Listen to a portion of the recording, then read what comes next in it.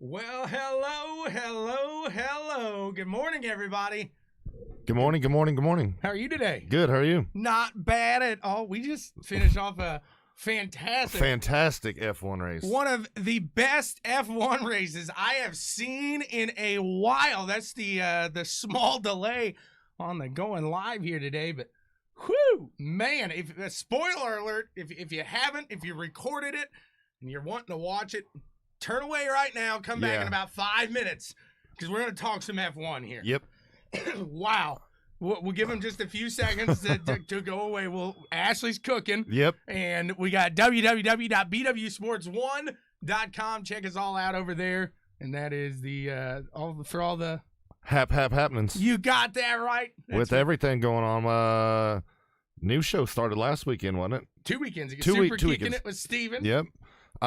Be sure to check out our brothers over at Dynasty Bros. Yep, absolutely. You got the Bet Your Ass segment over there. Yep. It's just we're rolling. Yeah, We're rolling here every day but Friday, I think.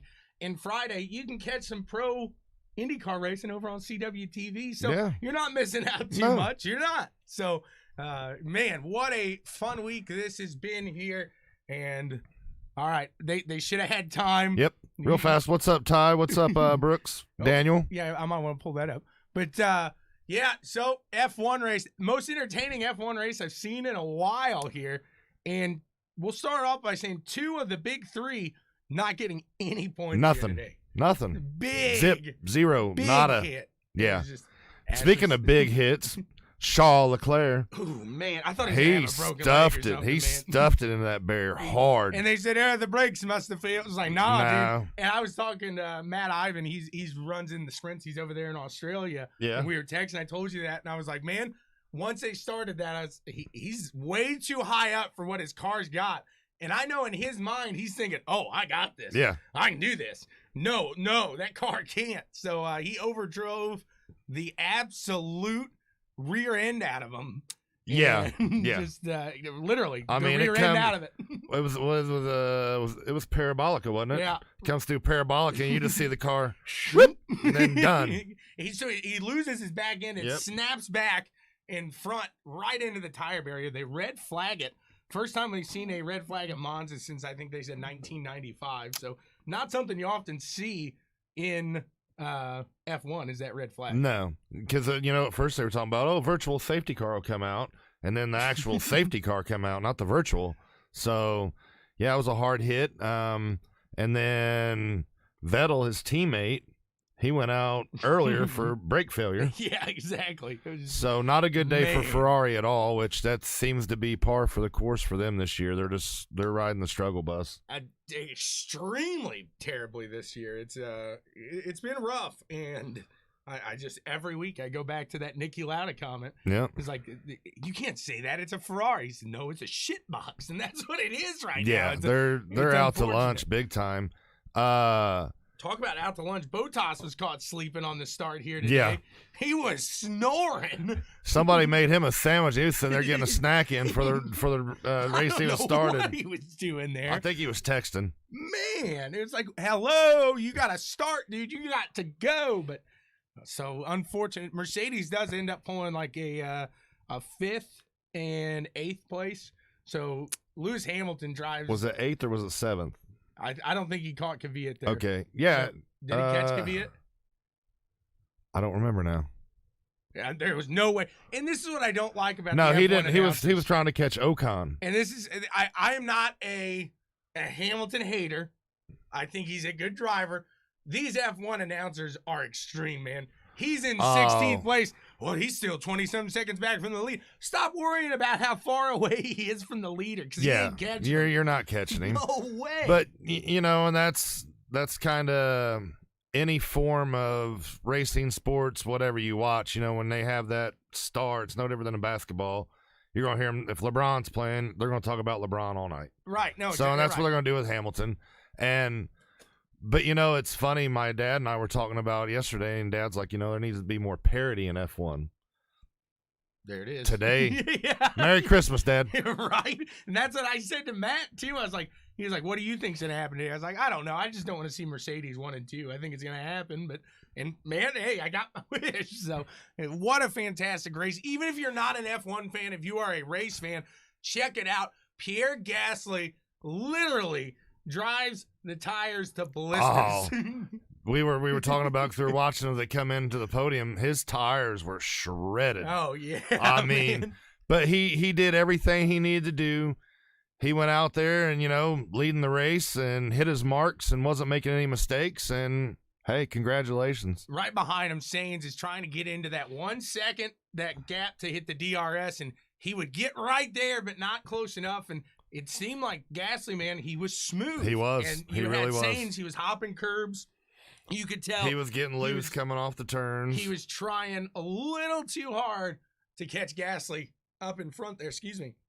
But just a phenomenal. And in third place, Lance Stroll. It's like, what? So you have an AlphaTauri, which that's their second one, I believe, which they got their first at Monza. So that was when it was Toro Rosso. Right, exactly. So, and then you got second place McLaren, third place is Racing Point. Yeah. So just absolutely phenomenal there. I could have swore it was going to be Mercedes, Red Bull.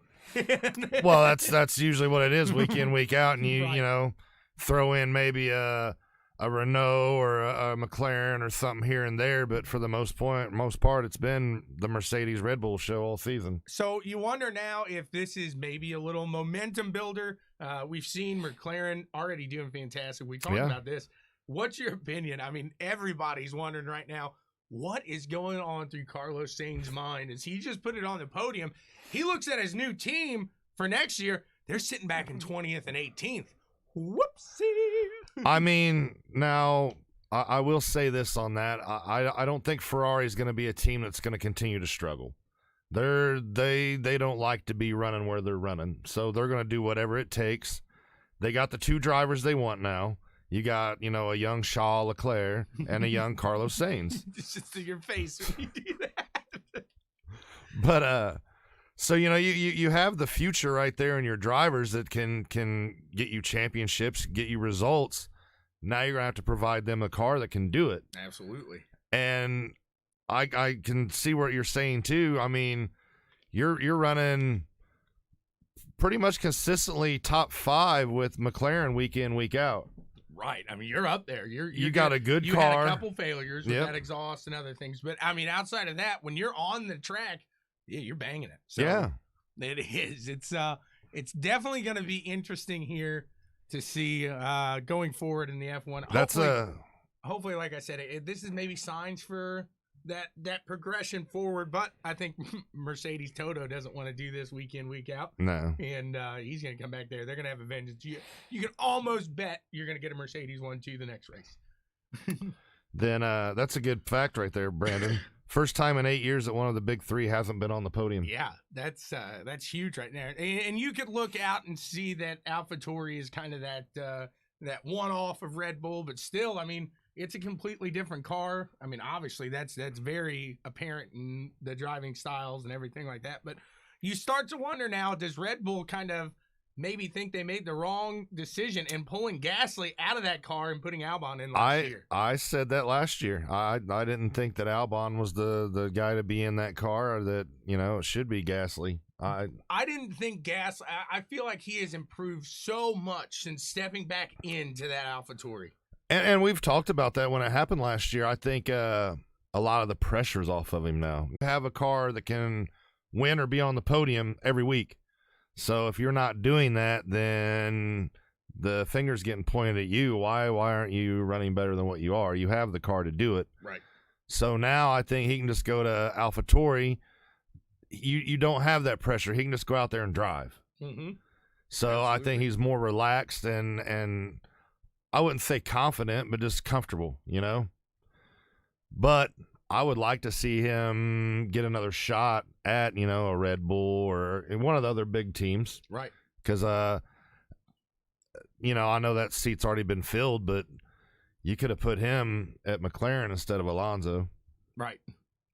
And I'm, you know, I'm an Alonso fan, but, you know, you got him for 2 years, and I really don't see him winning you a championship. No, I think the reasoning behind that was they've got some young drivers in the Norris. wings. And no, I'm saying like Renault. The reason with that was the Fernando deal. Young drivers in the wing, maybe have him, which I don't know if he's necessarily going to be the best mentor. Right. But he's maybe to kind of progress these drivers, the Ocon, and their other F2 drivers and down the line there. So maybe we see Fernando, but like I said, I don't know if Fernando's one of the drivers that is going to really mentor, if you will. And I messed that up. Fernando's not going to McLaren, he's going to Renault. Right. Who's taking Sainz's seat at McLaren? Sainz at McLaren is Ricardo. That's right. That's right.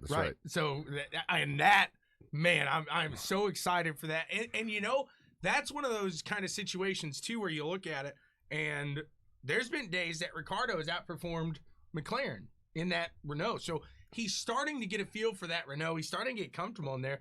And you kind of you wonder the same thing.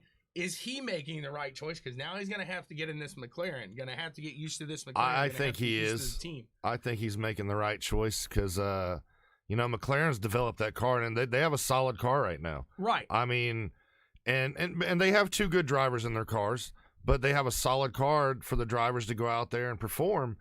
And I can see it only getting better. I don't see it going backwards. So I think next year when Ricardo gets in it, he's going to get even a little bit better of a car than what they have this year. And, you know, with his performance he's having with Renault right now, going into next season, he's running pretty good at Renault for that team, for what it is and where they've been through. And I think he's going to come into McLaren confident and ready to go. And I wouldn't be surprised to see Ricardo winning that car next year. It would be like, think of him in a McLaren today, because it seemed like Renault just didn't have that full power that the McLaren did. Right. So it would be pretty interesting to kind of look forward and see what we got going there. So 2021's panning out to be a pretty interesting year come F1. But Yep. And speaking of F1 and teams in 2021 and moving forward, Williams. Yes, today was the end of an era. And, you know, I thought it was going to really happen in 2021, but then they come out and say, nope, the Italian Grand Prix is going to be Claire Williams' last stint here with F1. She's done. Yep. They Sir mention finances in the Williams family. I don't think that's the case. I think this new investor said, hey, guys, like, we'll keep your name. We'll do that. You guys got to go. Like, this is our team now. Yeah, and like we were talking during the race, it's to the point where it's kind of a sinking ship right now. Oh yeah. All you're doing is throwing money out the window because your team's not progressing. You're not getting any kind of results. I mean, if I was a driver stepping into F1 and they're like, okay, we get you a deal with Williams, I would almost rather go run something else than be in a Williams. Yeah. I hate to say that. And good point there is McLaren has that Mercedes power next year, not Renault. So oh yeah, that will definitely be. That's what I'm saying. Ricardo's going to have a little bit better of a car next year. Right. So that would be. Thank you, Jason. That's a good input there. So I mean, I'm very excited to see, especially Norris. I mean, he's learning a lot this year. I think we saw him in the beginning of the year. He got that first podium, got that confidence. He's kind of fallen back a little, taking that second seat, but I think that's kind of to his doing. Right. I think he's smart enough to realize, man, I could be a top tier driver. I just got to learn. Yep. I don't want to go out there. I can't tear stuff up or I'm going to lose this top tier seat that I have. And I think another thing that's going to be beneficial, and what's up, Brad Haldane? Beneficial with Ricardo coming to McLaren with Norris is we all know Ricardo's a character. Oh, yeah. And Norris is a character. Oh, yeah. Those two are going to get along good. And you know, there's always a teammate rivalry. Right. But I think theirs will be more of a friendly rivalry. And I think it's going to be good for that team. I think those two drivers are really going to be good for McLaren. Yep, I would agree with that there. So, yeah, like I said, I can't say it enough. Even if you're not an F1 fan, check out today's race. There was a phenomenal It was a barn burner race there. Yeah, it really was. So check that out if you're a race fan. You're going to like that race there. We'll move on over to the other form of open wheel. Yep. And what's your opinion? Green, white, checkered? Do they need to red flag it? This is 2 weekends in a row. Fans are irate. I don't want to kill anybody, so I am a fan. Like, am I a fan of yellow flag endings? No.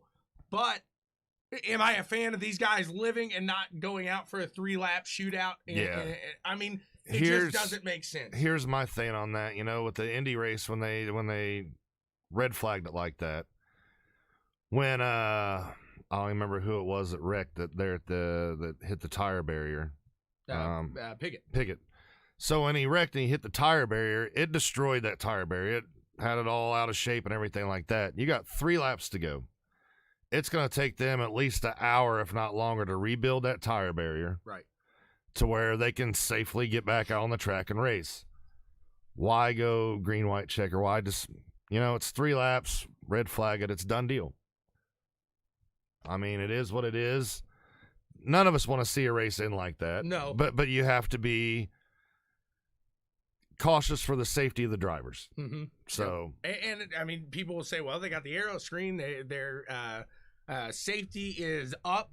But at the end of the day, I just think even if you start them single file, the run that you can get, I mean, we saw, I hate going back to it, but look at the closing rate we saw at Las Vegas. Think of what, if they were to do that at Gateway, there would have been guys that would have just shot that gap. And I mean, they're going for it. In their mind, they don't see a difference between a green, white, checkered and 3 laps to the finish. They're just all bunched up now. yeah. So bunching them up like that, I think, is just a dangerous idea. It is. And I think that's where the race, we've seen people don't like the gimmicks in NASCAR. The green, white, checker is one of those gimmicks. Yeah, the stage racing is one of those gimmicks. Do you want IndyCar to go that route? If No. you do, then yes, let's put a green, white checker in. Let's put stage racing. But that's not where I see it. That's not what I think is really a good idea, if you will. So I like if the race is 500 miles, you run 500 miles. At that point, IndyCar drivers need to know, hey, within 12 laps, something could happen. I need to put myself in position to be in front if that happens. So for those last 12 laps, you got to battle it out, and you got to put yourself in position to win it. Yeah, most definitely. It's no different than you know, if you're out there racing and they're talking about weather's coming in and rain and stuff like that. You know, as well as I do, we've all seen it. If they get, you know, past halfway, it starts raining, they can say the race is over. Right. So at that point, you need to put yourself in position to where if it does start raining, you're either going to win or you're going to produce some kind of good result. Right. Don't blame it on, well, the race got stopped, that's why I had an 18th place finish. No, your people were telling you rain's coming. Why were you running 18? Right. Exactly. Right. So, and I get where people are saying, like, man, this just isn't entertaining. Well, man, the first 180 laps were, so you got to be happy with something here. I think a little give and take goes a long way. It does. It does. I just I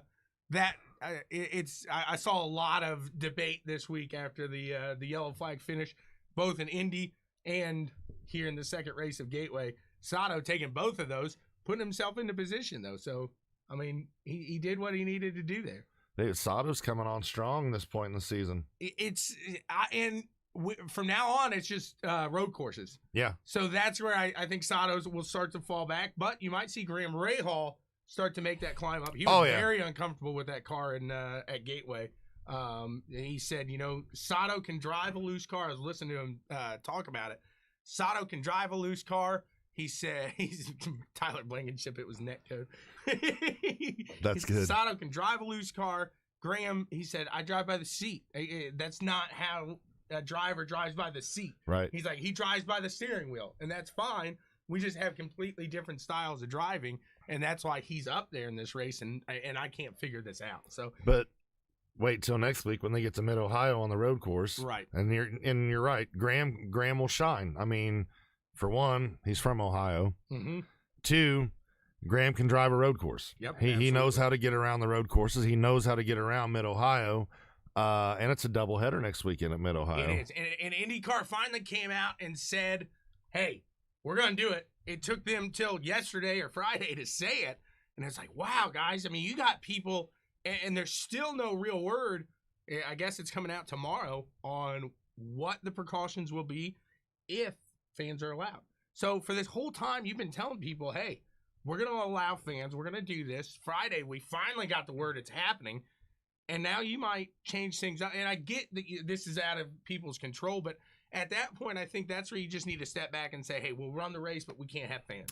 Because you're getting these people making travel arrangements, doing these things, and it's really slapping them in the face. My thing on that is, though, it's a road course. I've been to Mid-Ohio. There's plenty of room out there where people can spread out. Right. You had fans at Road America. Why not have them at Mid-Ohio? Just, limit it to how many fans you're going to have. Kind of keep areas where, okay, people can be here and keep people spread out. And I see no problem with having fans there. Right. No, I would agree with that. It's just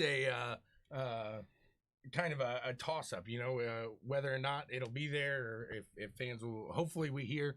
I don't think they're going to sell any more tickets this week. I would assume whatever is sold at this point come Monday or tomorrow, it'll be kaput and done. So we'll keep our eyes out on that. But IndyCar, like you said, doubleheader at Mid-Ohio. These guys are looking forward to it. Dixon's just on an absolute tear. Man. No, let's not talk about Dixon because that's too easy. Yeah. Let's talk about the third place guy right now. Okay. Pato Ward. Yeah. Wow, baby. Right.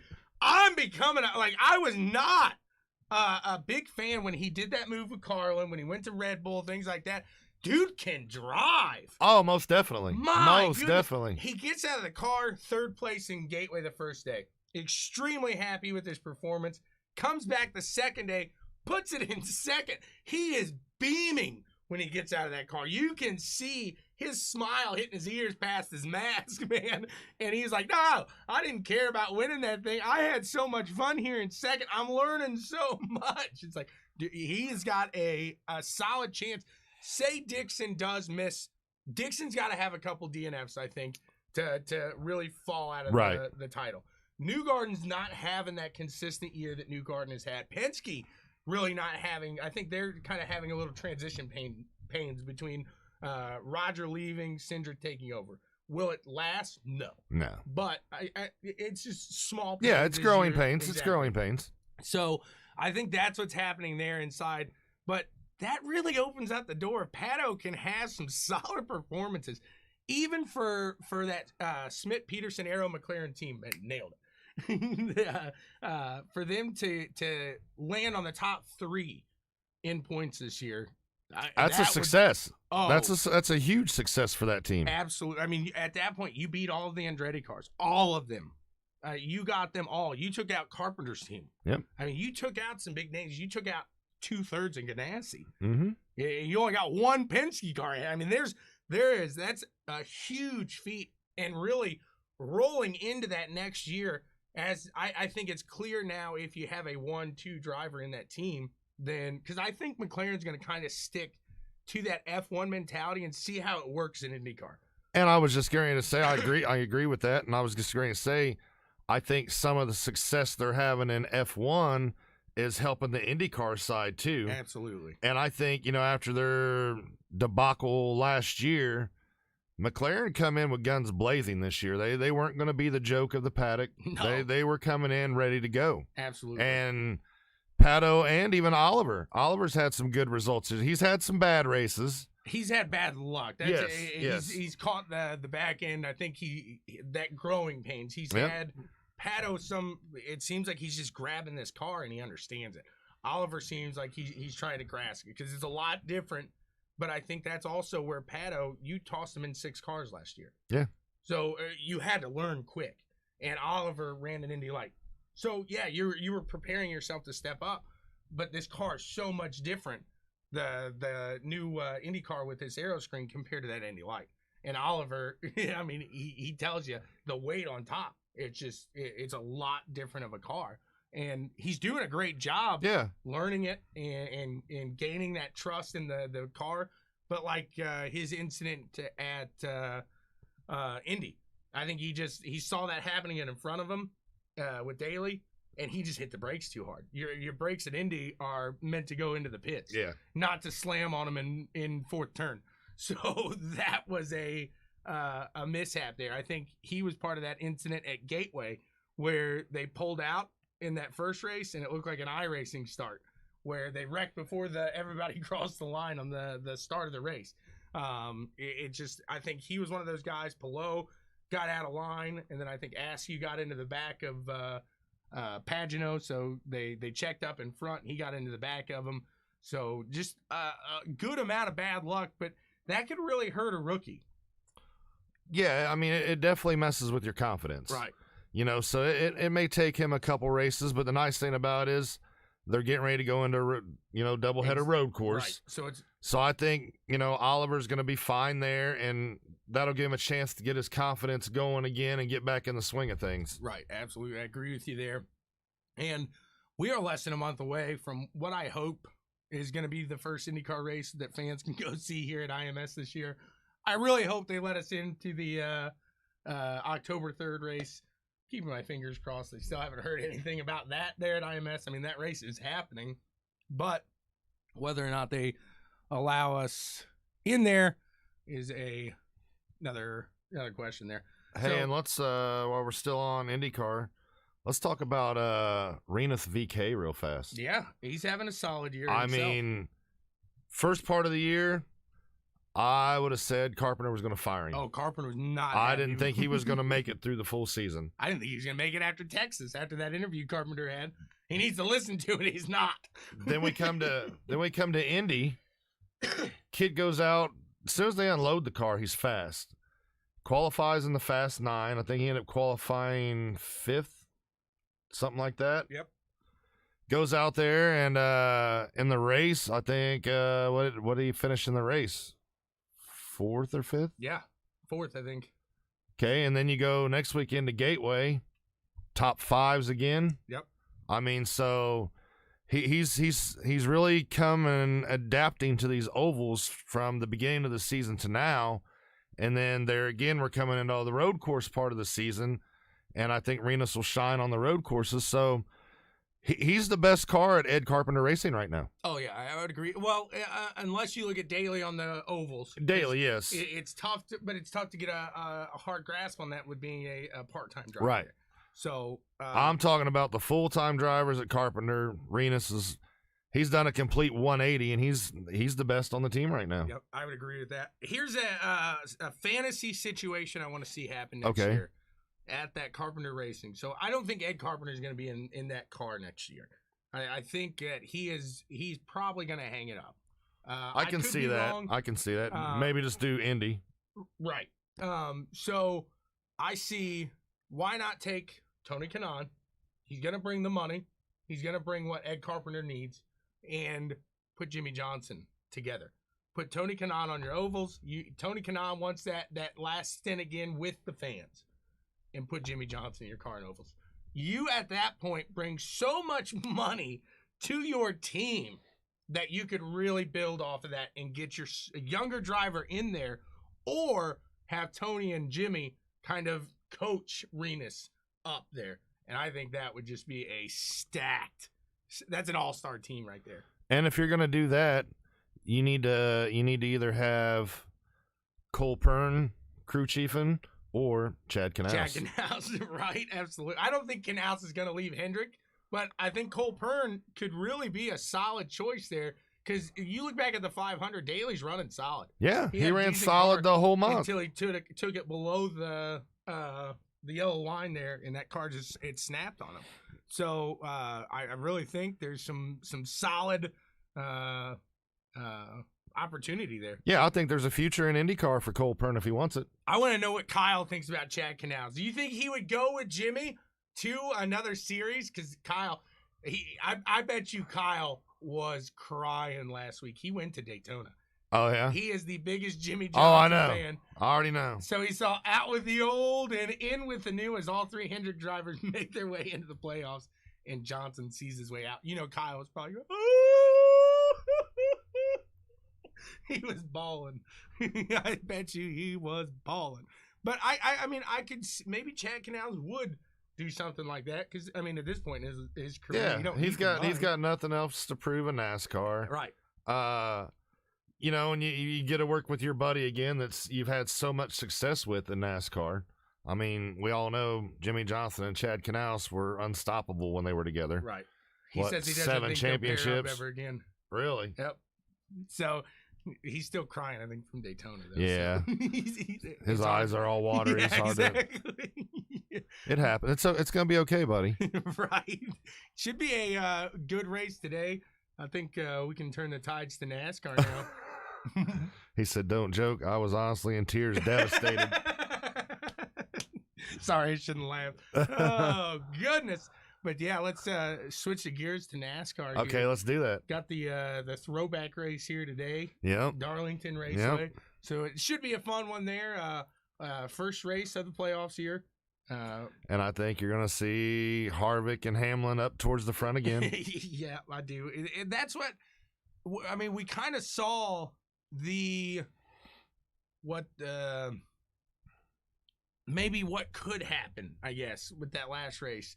I know it was a plate race, Right. but you saw Hamlin and Harvick kind of working and weren't up in the front there. So maybe that late, I mean, that's the whole thing with the playoffs. You got to take it through the whole year. Oh, yeah. You can't just run half or 3/4 of the thing. So that would be the one shot that I think everybody would have to get in and have a run. I really think Amarillo and DiBenedetto are the first two that are going to see their way out of the playoffs. I think I would agree. Especially not an easy race to start here. This track is pretty tough. It really is. So you go there, and it's going to be, you look at, like you said, you got Keselowski, you got Logano, you got these guys that have been here, Hamlin, Harvick, Chase, and really, you talk about somebody that's got a solid chance this year. I think Chase Elliott is looking. If there's somebody that's going to take down Hamlin or Harvick in the playoffs, that's who I could see it being. And if my memory serves me correct, Chase runs pretty good at Darlington. He does, absolutely. So, and we've really seen him kind of come into what everybody kind of wanted him to be this season. I think he had those wins before, but this year has been a more consistent year. He kind of took over the lead role at Hendrick, I think, over from Johnson. I think Johnson at this point was kind of, I'm not going to say on cruise control because he had a fantastic season, a lot better than a lot of guys last season is. But I think at this point, Johnson didn't want that lead role. Right. He didn't want to be in that. You're at that age, you're at that point of your career. It's time to hand it off there. And I think Chase has taken that role and really working with it, because last week, Daytona, when he had that opportunity to beat Byron, he could have went around him. They told him, it's like, hey, let's do this for the team. And Chase, listen, he stayed right behind him, pushed him there, and made sure nobody got out in front of Byron. So he took, all three of those guys to the win.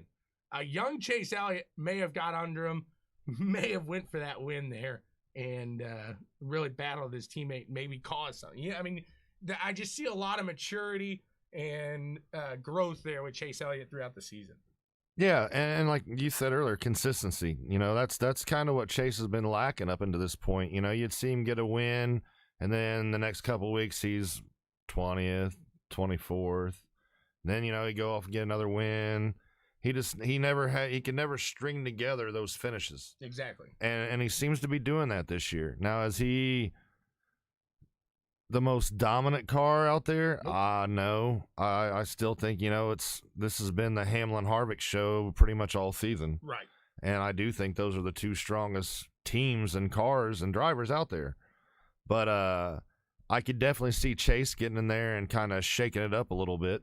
That's where the playoff, I think, if you're looking for a little excitement in a playoff scenario here, that's where you're going to find it, is with Chase Elliott kind of being the underdog in my mind here throughout this playoff, and giving those giants, that David versus Goliath, kind of the Hamlin and Harvick versus Chase Elliott. I really think, I see Byron and Bowman maybe putting on a decent first round, but I think they're going to fizzle off there. So Chase just really has to make sure that he does good today. I think today is a solid contender there to really push yourself into that next round. I mean, if he can go out today and crank off a win, that would really boost that. And hey, man, we're in this, exactly. So let's do it. Right. Yep. I completely agree with you there. So, it'll be interesting to check out the NASCAR race today. I have no idea what time that starts. I would assume 3:30. Yeah, I have no idea. The trucks are about to head off here, so I just know Dad's cooking out today, Mom's cooking out today, so I got some food on the way. There you go. So I'm trying to think. Really, you got big news. We didn't get to talk about it last week. Did you watch Larson on the dirt? Yeah. Wow.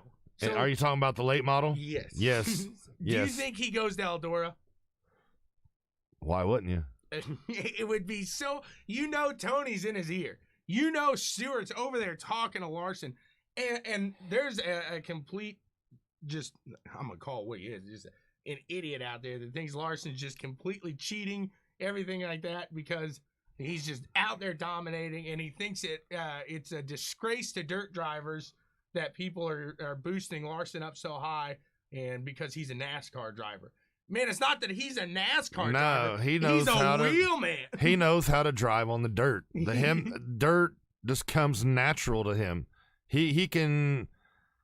I mean, it amazes me to watch him in a dirt car and the moves he makes, and he'll find lines that nobody's running and just blow by people. He ain't cheating. The guy can just drive the shit out of the car. And he might have better equipment. That's where, I mean, you look at it, dirt racing, is it eccentric as F1? No. But you have the teams that are the bottom of the barrel, the Williams. Oh, yeah. And you got the teams that are the Mercedes out there. Yeah, he's got a Mercedes. Yeah, he's not stepping in no junk ride. He's got the best of the best out there. He took it from like 20-something in the that Silver Crown car here in Indiana. Yeah. The night before, or the night of what was that? It was it was after the 500. Yeah. After the 500 was over, they fired off out there. Man, it's like, come on, dude. Like, what can't you drive? And I want to see. I said it last week, and I know I'm partial to IndyCar. Man, I don't want to see Larson back in NASCAR. I want to see him step in an IndyCar. I do too. I want to see. I do too. I think he's got that mentality where you can really. I mean, you can whip a sprint car around. You know, open wheel. You understand open wheel. It's not like you've been a stock car driver your entire life. You've not been a late model driver. You've not had fenders a lot of your life. Midgets and sprints. That's more chaotic than any IndyCar race I've ever seen. Oh yeah. So it's controlled chaos. That's what we said before. It is. But to that extent, I just don't see how you can, even if you're not a fan of Larson, you got to give the guy credit because I think he could go out. Is he going to beat Brandon Sheppard the first time he races Brandon Sheppard? Probably not. But is he going to learn and then the next time probably go out there and beat him? Yep. More than likely. If he doesn't get him on that first run, he's going to take him on the second. That's the way I look at that. I wouldn't doubt that he beats him on the first try. Right. Yeah, Ty, I saw that too. No, I think somebody on iDirt made that one up. Yeah, because that car looked old as crap. It did, and I looked in the stands, and there's people like sitting up there, and I hate saying this, and we're in social distance, they weren't anything. There's plenty of room, so you could tell it was a little older of a picture there. And I don't think if I could be wrong, but I don't think if Junior was to test on a dirt that there'd be fans in the stands the first time. No. He'd be a little worried. May not worried, but he's got a dirt track in his backyard.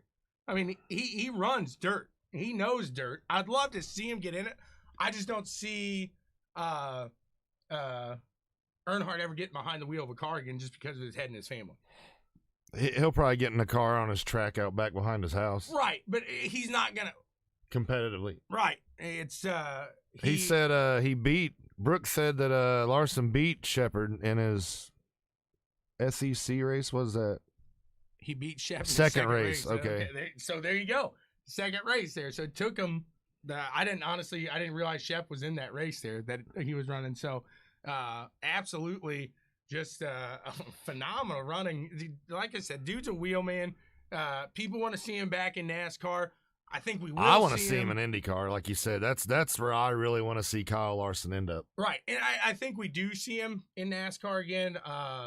So real quick to hit back on NASCAR, Hendrick came out today and said that we do have a driver for the 48 next year. Not today, but it came out this week. We do have a driver for the 48 this year, next year, but he's in the playoffs, so we don't want to talk about it. We don't want to take away from that. Matt DiBenedetto, I think, is going to be driving that 48 car next year, unfortunately. You think? Yeah. Yes, I do. I really do. Because, I mean, you look at that. Amarillo got signed to a extension there at Stewart. Then you got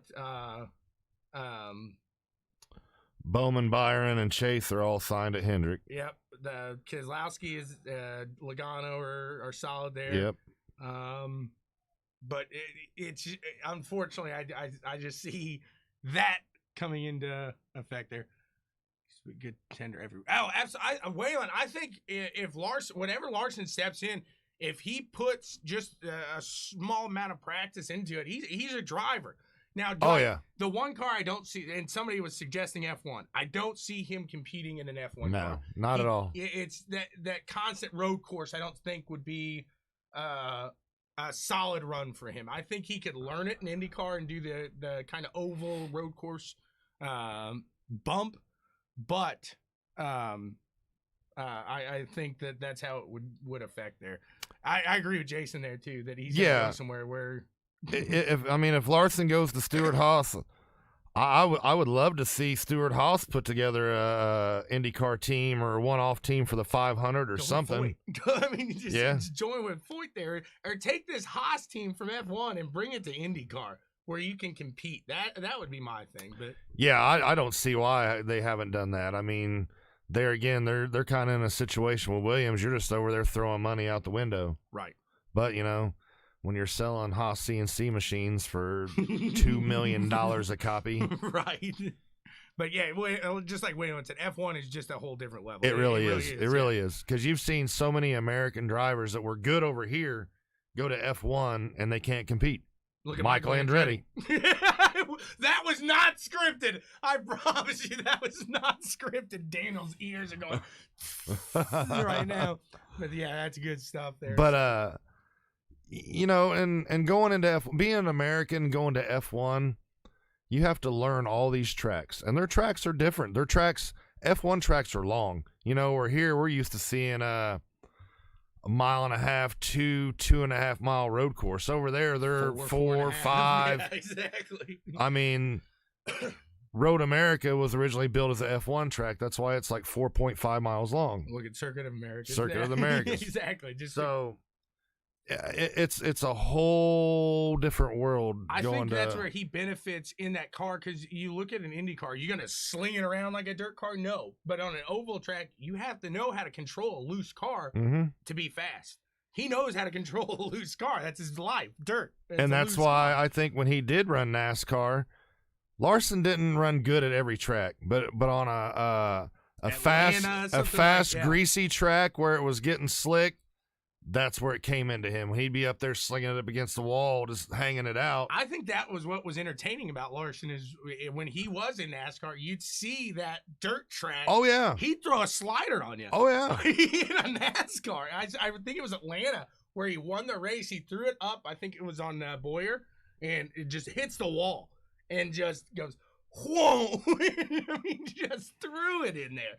But that's like you were saying. It really benefits him, because it's not that he can't drive Daytona. It's not that he can't drive, different. He was good here. That's his style. He was good here. Yeah. You got that loose kind of that dirt track feel. But that's his style and what he knows, and we've all seen what the man can do on a dirt track in a dirt car. Right. And the thing is, NASCAR has a lot of those tracks. Those 1.5 miles, those greasy, slick ones, those are the ones. He would be good at the race today, Darlington. Absolutely. 100% there. So I think that's just a phenomenal point there, and I see it working out well here. And hey, we still got a guest to get to here today with Circle City Cryogenics. Going to talk a little bit of freezing action. I'm excited. Freeze, right? It's Mortal Kombat. You ever seen Sub-Zero? Sub-Zero. Get over here. That's Scorpion. But Sub-Zero, freezes him. Yep. Just absolutely freezing. So he'll freeze anything. Anything. Not bodies. No. That's the one thing. He says no to the bodies, though. So that's the last bit we got here today, and we'll be back with the Checkers and Wreckers picks of the week right after this. Guys, check out. This is Brian Tomlinson at Circle City Cryogenics. In a nutshell, I don't know how much you know, but Circle City Cryogenics is a division of Circle City Heat Treating. They've been open since 1950. Okay. 52, and then I started this division up there 10 years ago. I bought 30% of one of my customers, Cryogenics of Indiana. Nice. In the first year, I caught him stealing from us. I'm actually doing the PRI show, and these guys were happy and content just doing race teams and the city of Indianapolis. And I thought, are you shitting me? This has hellacious potential. And I'm in my booth at the PRI show, and guys are walking up going, well, I didn't know anybody else did this in Indiana. I got a buddy up north that does this in Whitestown, Gadsden, Indiana. I go, really? What do you mean? Oh, well, he does race teams in the city of Indianapolis. I just pay him cash, and he puts my stuff in there with it. Came home and Googled cryogenics, and Circle City Heat Treating popped up. So I called there and said, hey, I want to get 2 pistol barrels and some brake rotors frozen this weekend. What do you charge? And the girl said, you called the wrong number. And I said, no, I'm on your website. It says you do cryogenics, and you're darn near right downtown Indy. She goes, we get these calls once in a while. We're a heat treater, but some of these fab shops will ask us to freeze their metal at 2 hours at 120 degrees below zero to stabilize it. That's all we do. And I said, well, I see your big processor on there. She goes, our what? I said, your big freezer, your cryogenic processor. Who owns the company? Tom Dunn. Can I talk to him? So I told him what I was interested in getting together, talk with him, and I go down the next day and take him to lunch, tell him the whole story, and he's like, man, I don't want to get in the middle of any litigation. Thanks, but no thanks.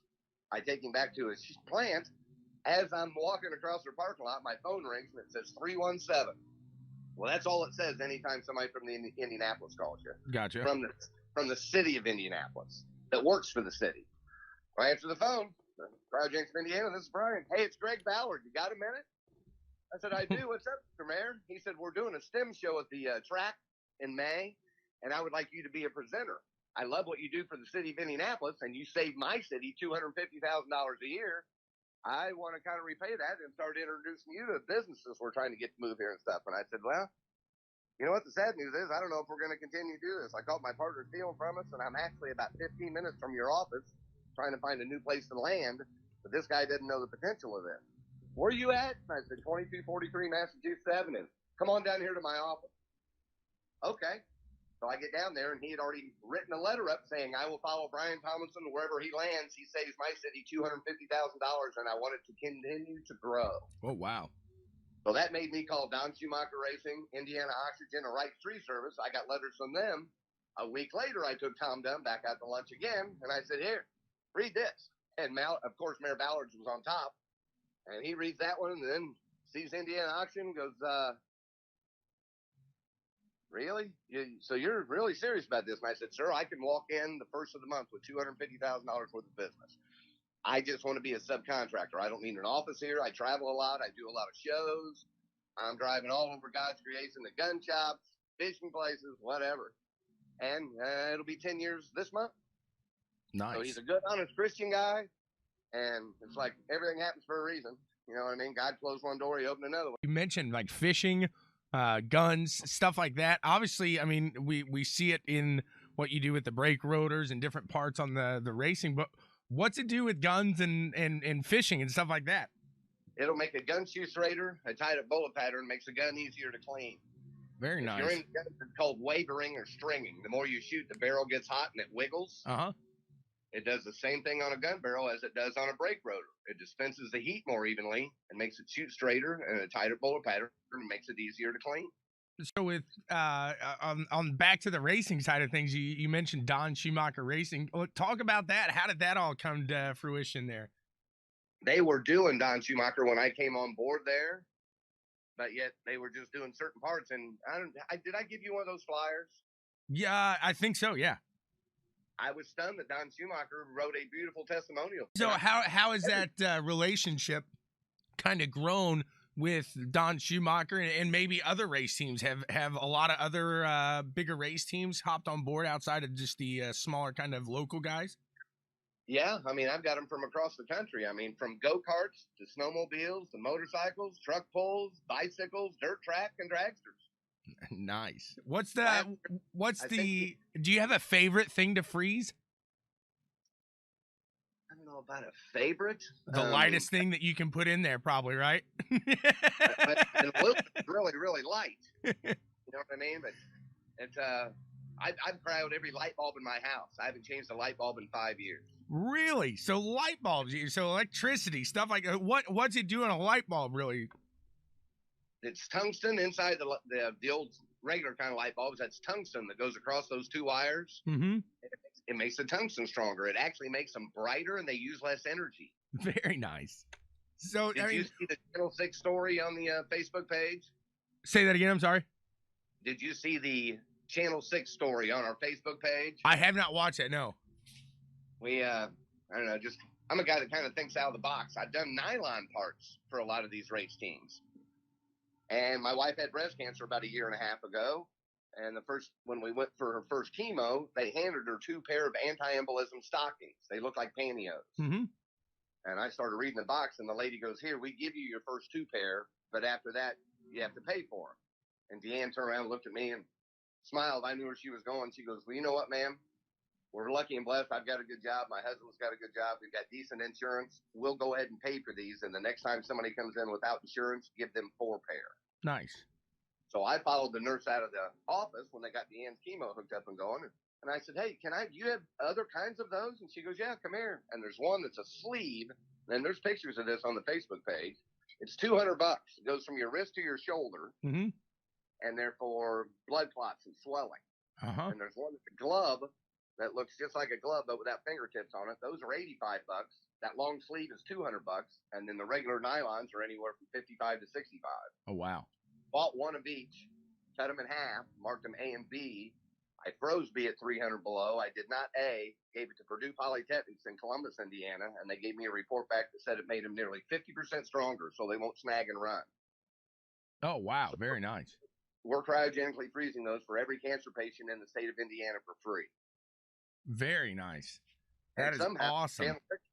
Channel 6 got wind of it and came to the plant, and they came 2 different trips and did a story on it. And it's been a ton of people that have been kind enough to share it on their Facebook page.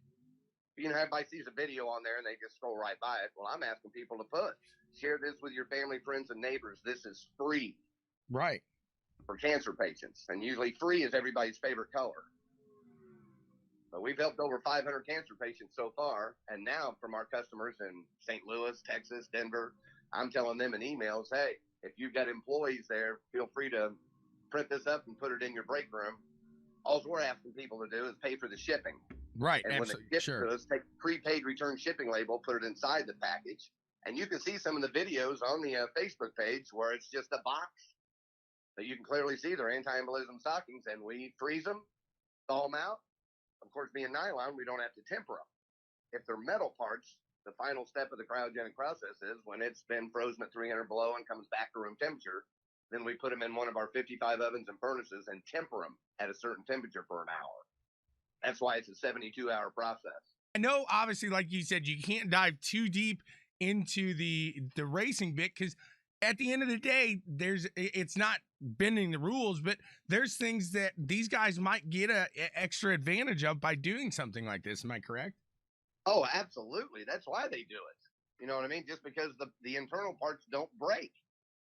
The big improvement is stress relief and the stabilization. Mm-hmm. Any form that's made is full of stress. Right. When you freeze it at 300 degrees below zero, it realigns all the atoms and molecules, makes it stronger, more durable. The number one question I get is, well, won't this make my parts brittle? Yeah, but I'm not handing them back to you when they're at 300 degrees below zero. Right. You know what I mean? And you can see the pictures and the videos of it's all being frosted up. Well, no, it changes the tensile strength and helps the toughness and stability. Everything that's cryoed only has to be done one time because it goes through the entire volume of every part. So like on the ring pinions, on the transmissions, we do a ton of transmissions. Clutch plates.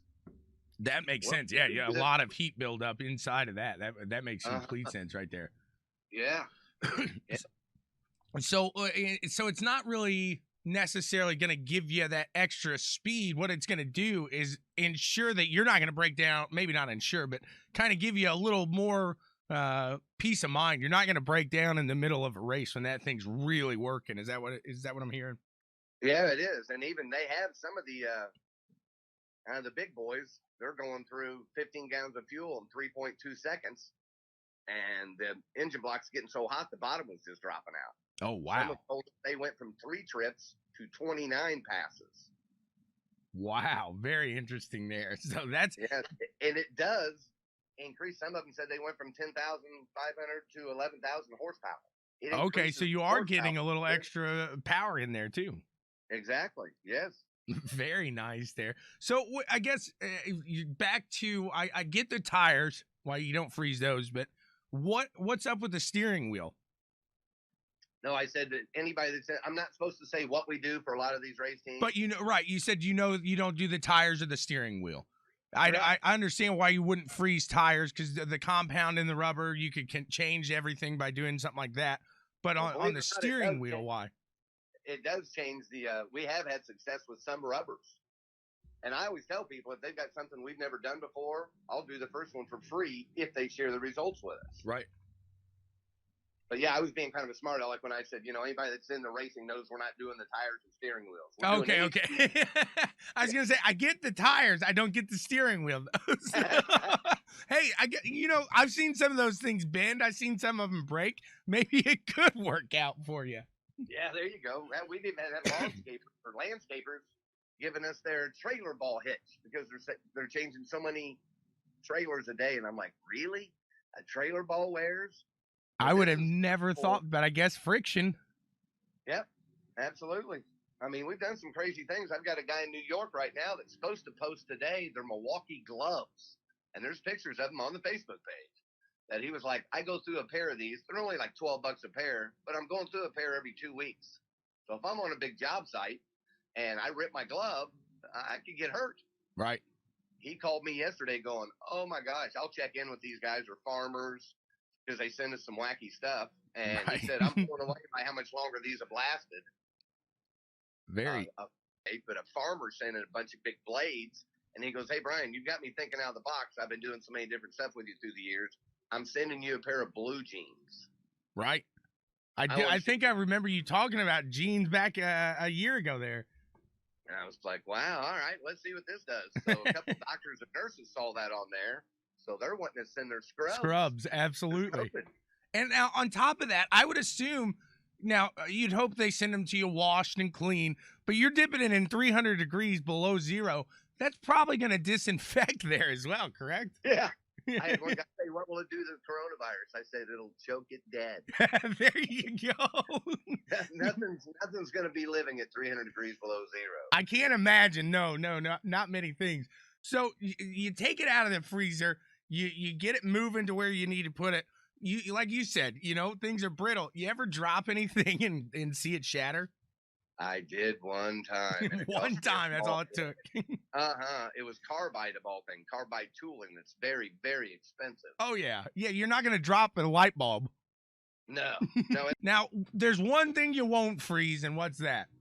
That's body. You got it. You're not freezing a body there, so Walt Disney can't come to you now and ask, hey, I think I want to move from this freezer over to yours. Yours seems like a little more spacious. Back when did Indy have the Super Bowl? Was that 09? Oh man, maybe 11? Yeah, I can't even. You might have been right at 09. Yeah, I had 3 different commercials on our local ESPN radio, and one of them said, "What does Circle City Cryogenics and Ted Williams have in common? Absolutely nothing. We don't freeze bodies." That's good stuff right there. And that took off so much. We've now got hats, koozies. I've got golf shirts and T-shirts. On the front it says Circle City Cryogenics, and on the back in big blue letters it says, "We don't freeze bodies." Nice. Locally, myself, my brother, we've both been doing a little karting now. So how local? You said karting. Talk to us about what we can do, how we can help you grow here, and what parts we can bring you to kind of make this last. Any metal with a wear life. This literally works on stainless steel, copper, aluminum. The only metal I've ran across I can't improve is Inconel, and it's full of nickel and chrome. It's harder than heck to begin with. That is literally the only metal I've ever ran across that we cannot improve. Here's a question for you. This happened to me just 2 weeks ago here. I'm at Whiteland in the cart. Somebody goes around, spins, and I'm trying to get around them on the top side there. I think I'm clear, and boom. Next thing I know, my tire's going whoop, whoop, whoop, whoop, whoop, whoop. I got a bent axle. An axle, that's going to help the strength of something like that, correct? Correct. We do a ton of axles. Very nice there. Well, I know where I'm going here once I get that. So you said, just so everybody knows and they hear this right, it's not it's not slow by any means, but you need a little time to do this there. So make sure you give Brian some time there if you want to get in there. You said it's a roughly 72 hour turnaround. Yes, we run it on the weekend. So I tell everybody in all of our posts or all of our regular customers know to have it at the plant by 4 o'clock on Friday. Mm-hmm. And they can have it back Tuesday afternoon, Wednesday morning. There you go.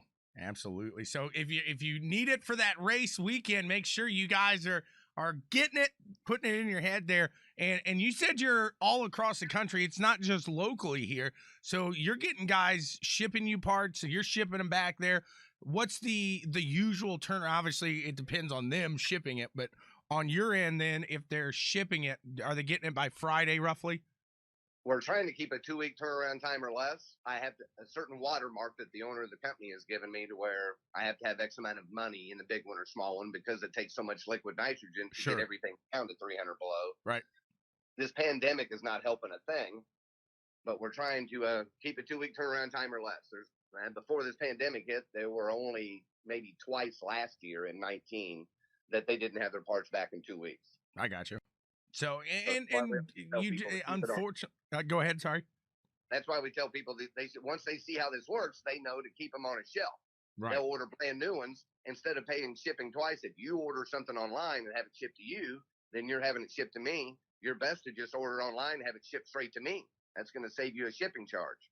That's something I wouldn't even have thought of that. That's a fantastic little thing that you do, because a lot of people probably wouldn't want to deal with that hassle on your end there. So that's a very nice thing that you offer there, and then it's just shipping them back to them from you. Then that's a fantastic customer service at its finest. You don't see that too often nowadays. You almost have to in this day and age, or especially to keep all the racers and the manufacturers happy. You got to do what you got to do. And it does save them money in the long run. Another thing I always tell the companies, if this part costs you $50 and it's lasting 5 times longer, you're not paying taxes on that part 5 times. So Right. The cryo is it's helping cover the cost of your cryo. Right. Absolutely. I mean, that's a fantastic way to look at that. So you talk manufacturers, you things like that. What are there any manufacturers that maybe are already doing this to their parts before they go and sell them, that you maybe pay a little extra for that service on their end, but it's already done? Exactly. Well, great way to word it. Yeah, some companies use us to save thousands of dollars a year on their tooling, and others use us to make their product dominate their market. Mm-hmm. So locally here, we have a huge track, IMS, and we're famous for the Indy cars. You ever done anything off an Indy car? Yes. Are you allowed to say what it was? You don't have to say who it was from, but can you say what it was? What part it was? Yeah, was it the brakes? Not so much. Some of the brakes, yeah, but the transmissions, the gearboxes. No, we're really not supposed. Yeah, Indy cars, they're a fickle bunch to deal with. They Oh yeah. They don't want anybody to know. Like I said, I was shocked that Don Schumacher let his team write us the testimonial. But yeah, IndyCar is a whole new breed. Right. So that's what I said. We don't have to hear any names or anything, but yeah, I get how that is. Like I said, I mean, we see in F1 even just how closed off they are with the garages.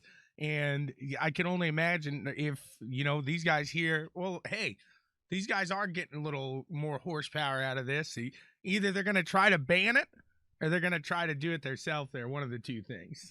And fortunately, they really can't do it themselves. It's kind of a recipe, so to speak. And I've had other race teams say, well, tell me your recipe. And I say, call Kentucky Fried Chicken. Ask them what the recipe is. Right. Tell me what the recipe is, and I'll tell you mine. That's why people often say, you patented this. No, it's proprietary. We don't tell anybody how long it takes. I mean, I say 300 degrees below, and then we temper it.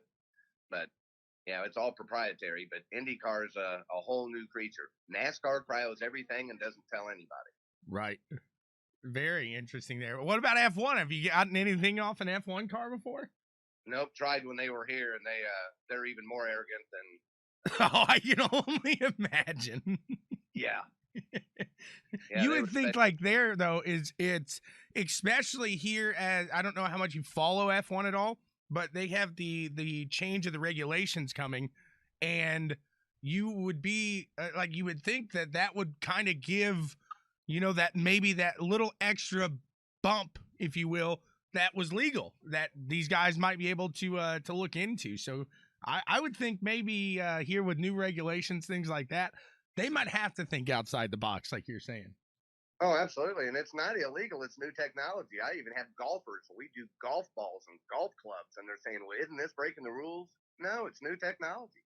Right, innovation in racing. I mean, it's something. Without that, we wouldn't have these aero screens, these cars that look like rocket ships. They'd still look like old sprint cars that were going around at 40 miles an hour. So we have innovation, and it's because people like you doing different things like this, thinking outside the box, giving us that kind of boost there. Yeah, just trying to save him money, and that's where. When we first approached IndyCar about, they've got 2 different engine builders, and you'll probably remember this better than I, a few years back, the guy leading the race points, they're allotted X amount of motors a year. Mm-hmm. And he had went through his, so they started deducting points from the owner and the driver because he was having to get other motors. And I said to him at the PRI show, doesn't that kind of make you have egg on your face? Your motor's not lasting long enough? Right. Give us the block. Let us help you win the championship and make your stuff last longer. Now we're good. We're all right. We don't need that because they're making money on it. Right. Brian, thank you so much for giving me some time here today. Why don't you give them a phone number, your website, everything? We'll put that on the page though, but why don't you hit them up where they can contact you to get a hold of you guys for some service there? It's CircleCityCryogenics.com. Or you can call us at 317-440-9102. There's plenty of pictures on the Facebook page and videos. You can see all the different parts we do. Absolutely. Thank you so much. Like I said, we're going to have that information on the page here, guys. You guys have a fantastic one. Brian, you enjoy the wedding. Don't have too much fun. There you go. All right. Well, thanks for having me on. I appreciate it. Thanks. Absolutely. Thank you so much, sir. What a conversation that was. What a guy there, too. How does Daniel meet these good guys? I don't know. Just... But if you need anything frozen, who you going to call? Circle City Cryogenics. That's right. Not anything. Not bodies. Not bodies. Not bodies. No. Stay away from the... Ow! Stay away from the bodies. I might have to freeze that Stay away from the table. No joke, man. What a conversation there. Brian, just a fantastic guy out there. Circle City Cryogenics. Like he says, you buy a new part, you want it shipped directly to him to save on shipping, just do that, and he'll ship it back to you when he's done freezing it, thawing it out there. Have you ever seen Jason X? Yeah, I don't think so. When he's in space, there's a cryogenically chamber in there, and he dumps this lady's head in it, takes it out, looks at it, and smashes it on the table. When he's talking about dropping that part, it's exactly what I pictured. Just thousands of frozen pieces all over. Frozen fragments. Exactly. That's a good way to put it there. Scott Schroeder in the house, and none other than, I'm assuming that's John Etheridge from the Monsters of Dirt there. Maybe AC's talking from behind the Monsters of Dirt. You never know. Maybe. Maybe that's how he gets out there. Antonio Brown's feet. Antonio Brown's feet. What? I'm missing That's something. He's typing on Monsters of Dirt, I guess. Okay. Wow. So we got just a little bit left here. We got Brooks. He already put him out. He did. And I want everybody else to do the same deal here right now for today's race here in NASCAR at Darlington. If this is your first time joining along, or maybe you need a little refresher, we're about to do the Checkers and Wreckers picks of the week, and we'll pick our checker pick. Somebody that we think is going to do good. Maybe not necessarily win it, but a solid top 10 finish. Top 5. Yeah, you're going to be up there. Then we got the wreckers. Same deal there. Not necessarily going to wreck, but somebody who should perform well, not gonna, that you think. And then a dark horse, kind of opposite of the wrecker. Dark horse is kind of somebody that's never won a race or hasn't won one in 5 seasons, like, or just a smaller team. Exactly. Rookie driver, something like that. So we oh, I gotcha. Oh. Threw me off there. No, I'm with you there. I was thinking Antoine Brown. I got NASCAR or racing in my head there. The Don Schumacher. Oh. That's what I was thinking. It's Nationals week. It is. Yeah, that's where my head was there. I got you now. I'm there. So I'll go first with my checker pick of the day. It's hard not to pick one of these two, but I got to go with the number 4 today, Kevin Harvick. That's like we discussed earlier. That's a solid pick, and Yeah, he runs good here, and that should be a contender. I'm going to go different, though. I'm going to go with the number 12 car, Ryan Blaney. All right. He thinks he's going to do all right today. And he's had that kind of breakthrough season, if you will, here this year. Really solid year himself. He needs something. So Jarrett Murphy's calling the number 9 for his checker today. I think that could be a good 14 for his record. And then the dark horse is Tyler Reddick. We go to our records here on the day. And it's kind of a difficult one to pick, if you will. Because, I mean, you get this Darlington race going on. They're going to be bumping. They're going to be beating on each other. But I'm going to go with one of the playoff drivers here today, and I'm going to go with Alex Bowman. Okay. Just don't see him really pulling a solid run out of this. I think D. Benedetto might get ahead of him today. All right. I'm going to go with the number 3, Austin Dillon, as a wrecker. I just don't see him performing today. And Jason Reese says checker, Kyle Busch, Chris Bell is his dark horse. I like that. And his record is Joey Logano there. So interesting picks there. I'm going to go with the dark horse that has won this race before. It was 2019. That's the only race I can remember him winning. Eric Jones. Okay. I think he's going to have a solid run today. He's been up there. He's done it before. And he's starting 30th. Exactly. So I think he's going to have a decent run here today. Okay. I'm going to go with, I just got a gut feeling on this one. You know, number 17, Chris Buescher. All righty. Dark horse. So Scott's coming, the boomer, the Red Rocket.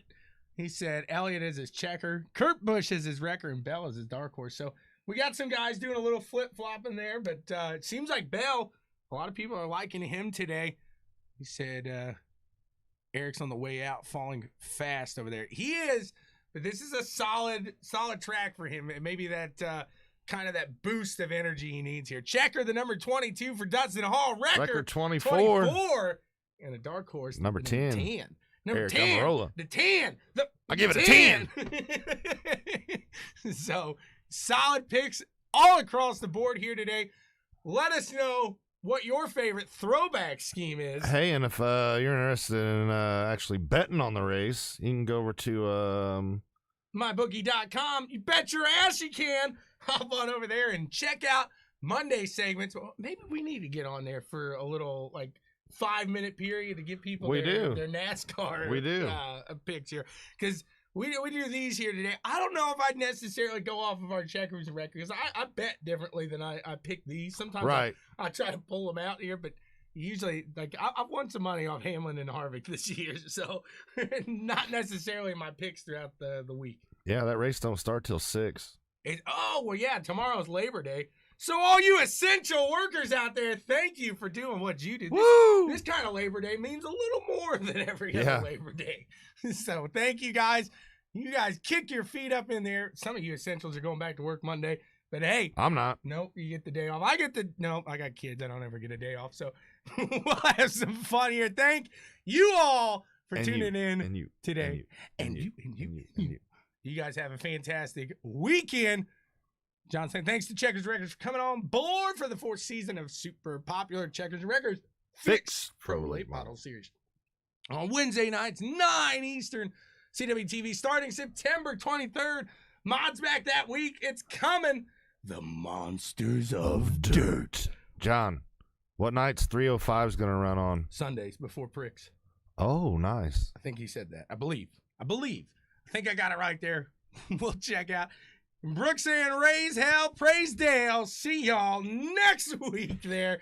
And I'm going to remind you guys to drive fast, shift hard, keep that rubber on the road, y'all. Have a fantastic day. I'm out.